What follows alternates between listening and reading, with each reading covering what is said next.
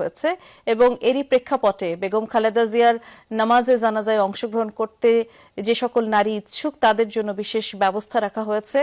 জাতীয় সংসদ ভবনে মানিক মে এভিনিউ এলাকায় নারীদের জন্য একটি পৃথকভাবে বিশেষ ব্যবস্থা করা হয়েছে যাতে করে তারা সুশৃঙ্খলভাবে এবং নিরাপদ পরিবেশে এই জানাজায় অংশ নিতে পারেন। যেমনটি জানি, বাদ জোহর বেগম খালেদা জিয়ার নামাজে জানাজা বেলা 2টায় অনুষ্ঠিত হওয়ার কথা রয়েছে। সেই হিসেবে আর 10 মিনিটের মতো সময় বাকি রয়ে গেছে। এই জানাজায় অংশগ্রহণে আগ্রহী সকলকে নিরাপত্তাজনিত কারণে আগে থেকেই কোনো প্রকারের ব্যাগ বহন না করার অনুরোধ জানানো হয়েছিল এবং বেগম খালেদা জিয়াকে এই শেষ বিদায় জানাতে আগত সকলের সার্বিক নিরাপত্তা শৃঙ্খলা নিশ্চিত করতে ইতোমধ্যেই সংশ্লিষ্ট কর্তৃপক্ষ সব ধরনের ব্যবস্থা গ্রহণ করেছে। জানাজা আর অনুষ্ঠিত হতে 10 মিনিটের মতো সময় বাকি আছে যদি সময়সূচি ঠিক থাকে। আমাদের সহকর্মী রাসেল আহমেদ আমাদের জন্য অপেক্ষা করছেন। রাসেল, যেমনটি বলছিলাম, ঘড়ির কাঁটায় দুপুর 2টা বাজতে আর 10 মিনিটের অপেক্ষা। ইতোমধ্যে সকল প্রস্তুতি সম্পন্ন হয়েছে, কানায় কানায় পরিপূর্ণ হয়ে গেছে গোটা মানিক মিয়া এভিনিউ এবং এর আশপাশের এলাকা।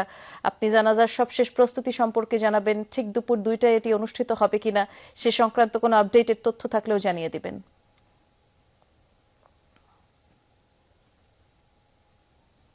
বৃষ্টি, আমরা এখন পর্যন্ত যেটি মাইকের ঘোষণা জানতে পারছি যে ঠিক সময়েই নামাজের জানাজা অনুষ্ঠিত হবে এবং এখন কেবল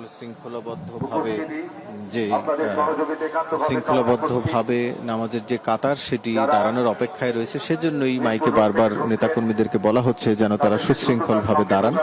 সেটি আসলে কেবল সময়ের অপেক্ষা, কারণ বাকি পরিপূর্ণ হয়ে আছে পুরোপুরি।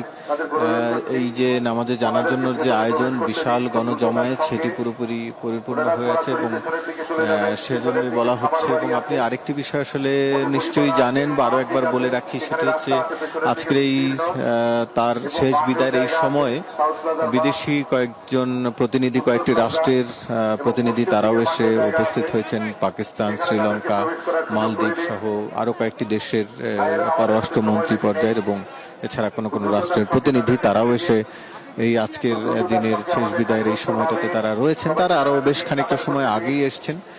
যেটি বলছিলাম যে কেবল সময়ের অপেক্ষা। এখন আপনি যেটা বলছিলেন 10 মিনিট এবং সময়ের সাথে সাথে সেটি 8 মিনিট এসে দাঁড়িয়েছে। আমরা দেখেছি এখানে দাঁড়িয়েই জোহরের নামাজ আদায় করেছেন অনেকেই এবং এখন কেবল জানাজার সময়ের বাকি এবং বারবার সেটি বলা হচ্ছে যে শেষ সময়ের এই যে আয়োজন, বেগম জিয়ার যে শেষ দিনের বিদায় জানানোর যে আনুষ্ঠানিকতা, সেখানে যেন সবাই সুশৃঙ্খলভাবে